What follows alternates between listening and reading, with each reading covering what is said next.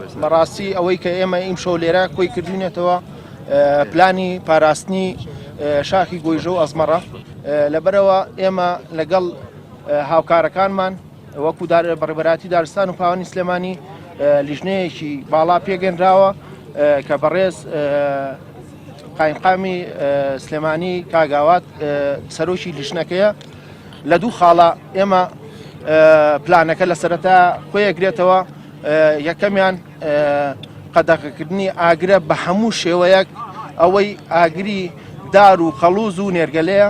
بە تایبەت بە هەموو شێوەیەک لەسەر شاخ قەدەغەیە و دووش قەدەغەکردنی مانەوەیە لە دوای 11 شەو لەسەر شاخی گۆیژە. پارساڵ ئێمە ئاگدارین هەمومان ئاگدارین کە چی کارەساتێک لەم شارەیە قوڵقا نزیکی 400 سوتە بەڕاستی بە هیلاک و ماندووبوونێکی هەموو لایەک بە بەڕێوەبەراتەکەمان تا ئەگاتە ئەو بەڕێزانەی لە شارەوانی لە هەر شوێنێک بەڕاستی ئێمە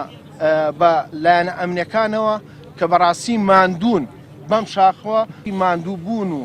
خوێنی ئەو کارمەندانە ئەو فەرمانبەرانەی کە لەم شاخەیە ئیش ئەکەن بە فیڕۆی مێن بە خۆشیەکی چەند سەعاتێک سوپاسانەکەین ئەگەر پابند بن بە ڕێنمایەکانەوە.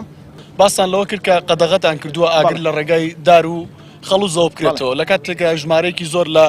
خواردنگە و چاخانە لە نێوان هەردوو چیاکە و لەسەر چیاکەش هەیە. پلانی جێگرەوە بۆ ئەوان چییە؟ پلانی جێگرەوە ئێمە غاز ئەتوانن لە مۆدووە غاز بەکاربێنن، بەڵام